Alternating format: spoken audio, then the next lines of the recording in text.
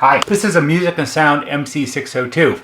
A few days ago, I got a telephone call from a fellow named Lenny. I think Lenny lives in Florida. He has an MC602 system, and he said for the most part, it all works really well, except for one thing that seems to annoy him a whole lot. Here behind the door are the room control switches 1 through 9. This is master 1 through 9, and the patio switch. And over here are some controls to set up the adjustments for the entire system. You have bass, treble, intercom volume, and this is the master speaker volume adjustment knob.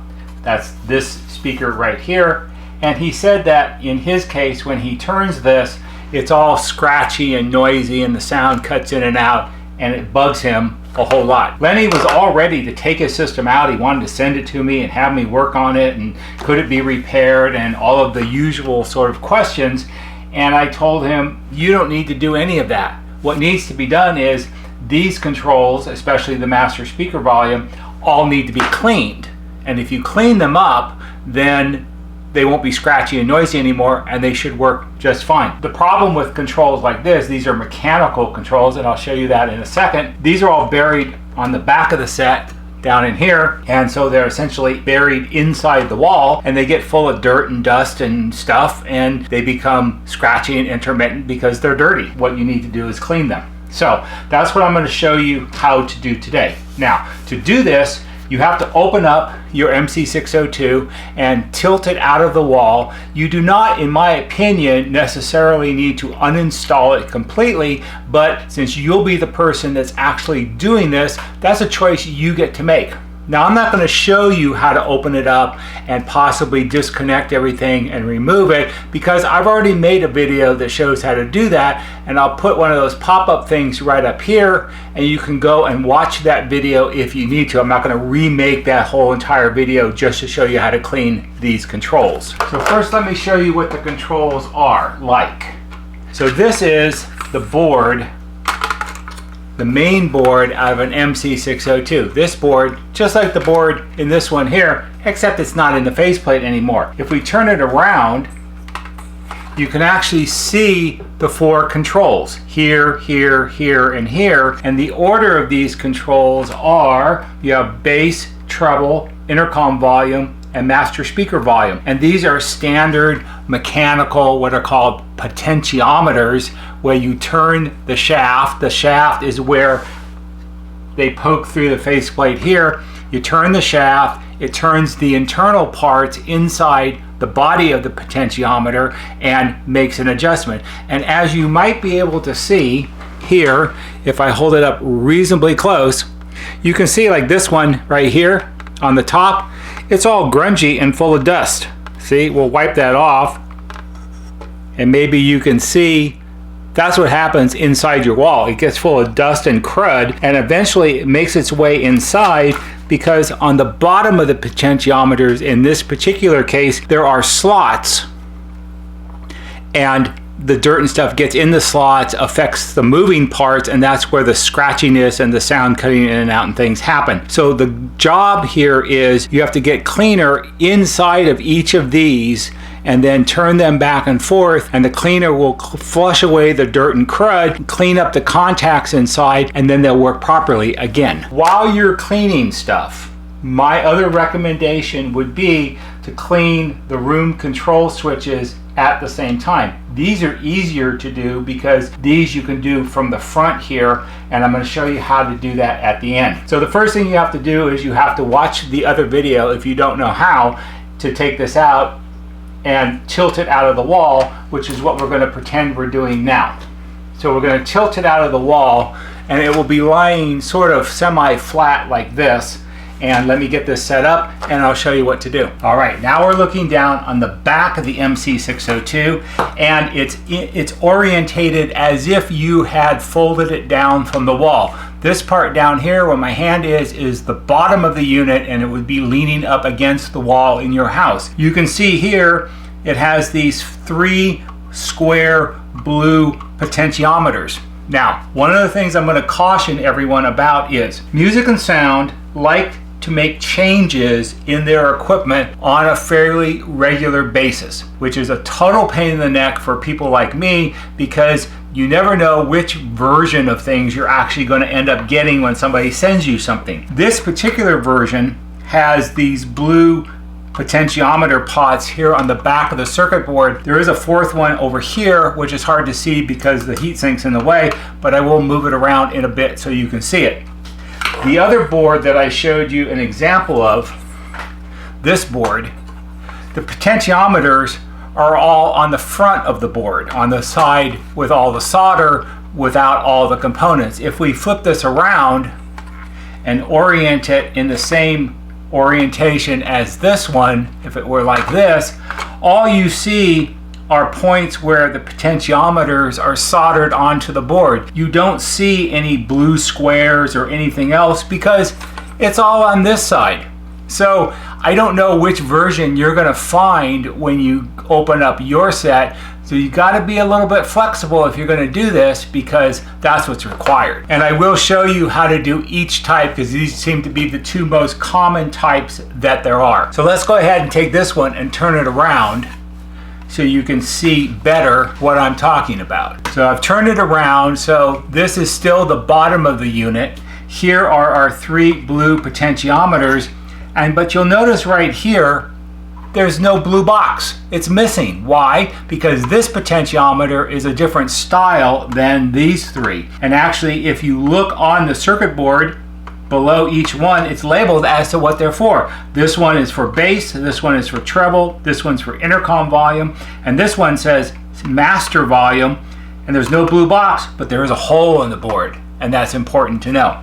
So what are we going to clean these with? We're going to clean these with our old friend, our tried and trusted Deoxit D5, because this is the best go-to cleaner for things like this. This is specifically made for cleaning controls and switches and things in audio and electronic equipment. I will caution you, do not use WD-40. Do not use compressed air. That's pointless. Do not go out to the garage and find some spray can of something that the label fell off of 10 years ago and is left over from 1979, and you don't really know what it is, but it's got something in the can, and then you spray it, and then you find out it's carburetor cleaner, and you just ruined your intercom. So get the right stuff. You can order this on Amazon. It's not very expensive. A can like this is $12 or $14, so it's not a lot to spend, and it has a lot of uses with your intercom system and maybe other things you own. I don't really know, but this is what you should use. This is what I'm going to tell Lenny to buy so he can do it properly also. So this is actually pretty simple. You need the Deoxit D5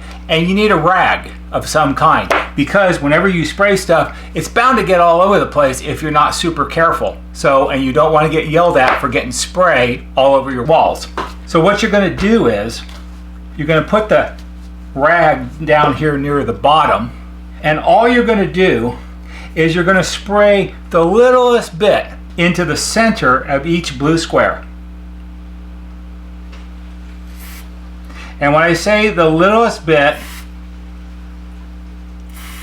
that's exactly what I mean. I don't mean push the nozzle and hold it for 25 seconds and empty out a quarter of the can. All I did was give it a little squirt like that. Just a little bit. That's all it takes. And then you can use your rag to wipe up any overspray. The next important step is you have to reach around to the front and you have to turn the knobs, which is easier to do in real life than it is when you make a video. And if you look at the center of each one, I'm on the middle one right now, you can see the center move back and forth, and then this one back and forth. And then what I like to do is, right now I have them all turned fully counterclockwise. That would be 0. And then we're going to spray a little more.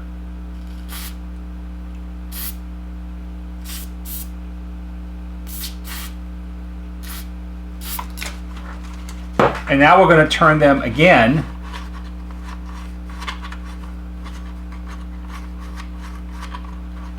And the purpose of turning it is when you spray, it runs down inside, which is where you want it. and then you turn it back and forth, and that helps spread it around, and it rubs the contacts against each other and helps clean them up.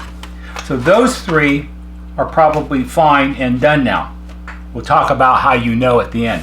Now we have the fourth one to do. I saved this one for the end as the last one to do because that's what Lenny has a problem with, and also because this one is different than these three, although you do it exactly the same way.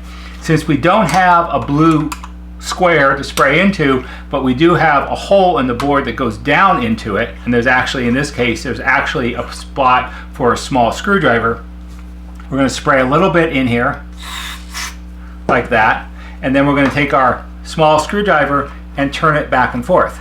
Now, one of the things that happens if you're really paying attention is as you spray and then turn and then spray a little more, wipe up the overspray and turn a little more, you'll feel as you turn it, it will improve. It will become easier to turn. It will be smoother than it was before because the cleaner is doing its job.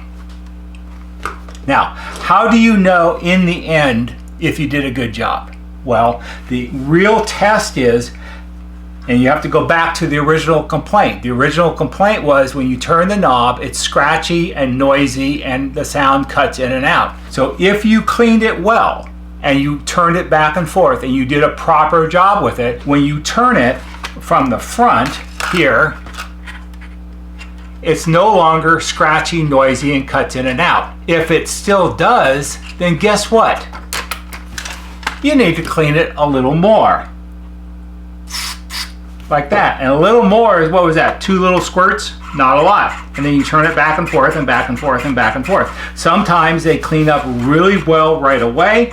Sometimes they're more stubborn.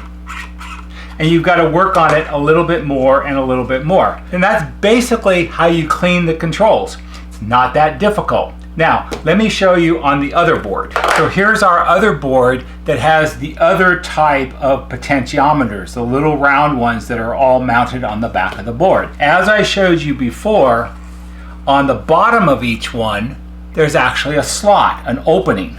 So guess what you're going to do? You're going to put your rag, and if you do this on your set when it's hanging in the wall, the reality is that you have to reach it from underneath. You have to get like underneath the edge of the set to be able to see the slots to spray into. It's not that complicated, but it is somewhat different. So we'll put our rag on the workbench because I don't want to spray all over the workbench, and basically you do the same thing. You spray a little bit into each of the slots, and then you turn them back and forth and back and forth, and then do the next one and the next one. And see, if this were feel-o-vision, you could actually tell that just with that little bit of spraying, each one of these moved much more freely than before I started. So we did them once, now we'll do them a little bit again.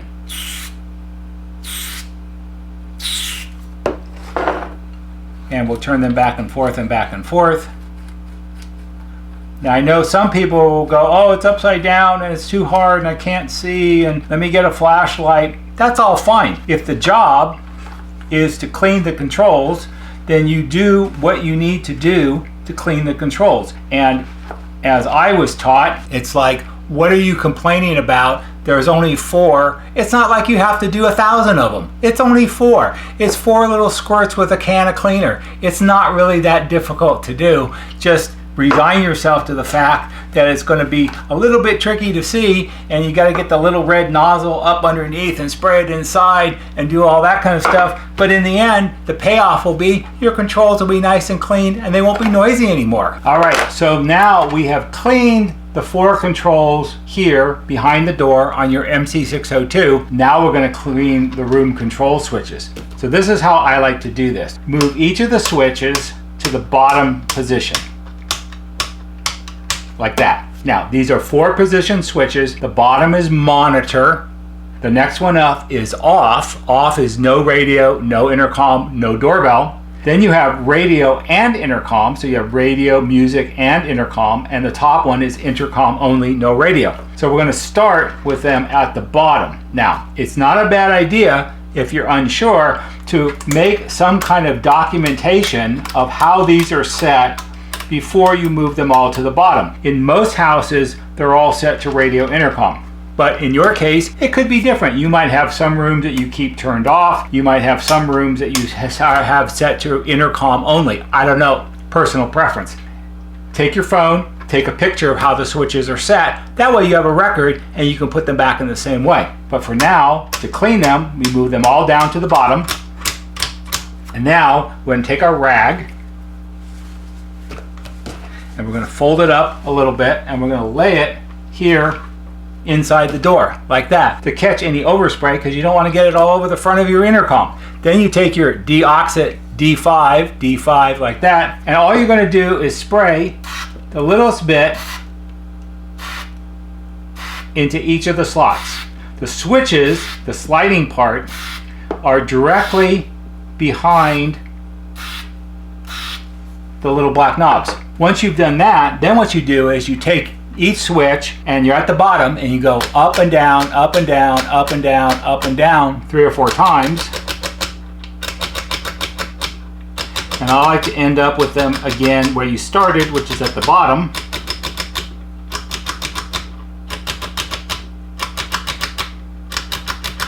Like that. And then go back again, spray a little bit, and then go back and forth, move them up and down. This time we're ending up in the upper position. And the reason you move them like this is because these are mechanical switches. There are contacts on the sliding part where the knob is, the part you're moving with your fingers when you slide them back and forth, and they rub up against fixed contacts on the back half of the switch. And so when you move them up and down and up and down, you're rubbing the two surfaces together like this. And with the cleaner, it helps clean off grunge and dirt and oxidation that builds up on it and prevents a good connection. So you're wearing away the grunge, and it makes it make a better connection. So now that we've done that, we're going to set them back to radio intercom. If you took a picture, you can move them back to their original positions, and that's all there is to it. This type of cleaning applies to all MC models that were made roughly between 1995 and about 2003. And that would include the MC602, the MC702, and the MC902. It does not include the MC302 because it doesn't have controls like this behind a door. It has different types of controls. There isn't really anything to clean. If you have one of those models, doing this applies to all of those different 3 models. Lastly, one of the things I know people are going to ask me is, when I do this, should I turn the electricity off? For most people, the answer is you don't have to. However, music and sound systems like this are powered by a low voltage transformer that's in the wall behind the unit. Those transformers have fuses built into them. So if something unexpected happens, and possible you could blow the fuse. So if you're concerned about that, and perhaps for most people, I suppose, it would be a good idea to turn your circuit breaker off, and that means the display goes dark, it doesn't show the clock anymore or anything like that. Turn the circuit breaker off, do all of the cleaning, and then turn the circuit breaker back on, and then you can test your controls by turning them and so forth to make sure they're not noisy anymore. Because the final test, as I said before, is did you clean them well enough so that when you turn them, they're not noisy anymore? Usually, if you do it just like I show, it'll work out just fine. I hope Lenny will find this helpful. I hope you find this interesting and helpful. If you do, please give it a thumbs up on YouTube because that helps us just a little bit. There'll be a banner right here that shows you how to subscribe. Go to our YouTube homepage, click on the bell, and when you click on the bell, click on it to receive all notifications. And every time we post a new video, you'll get a notification and you can watch it. That's all for today. See you on the next video.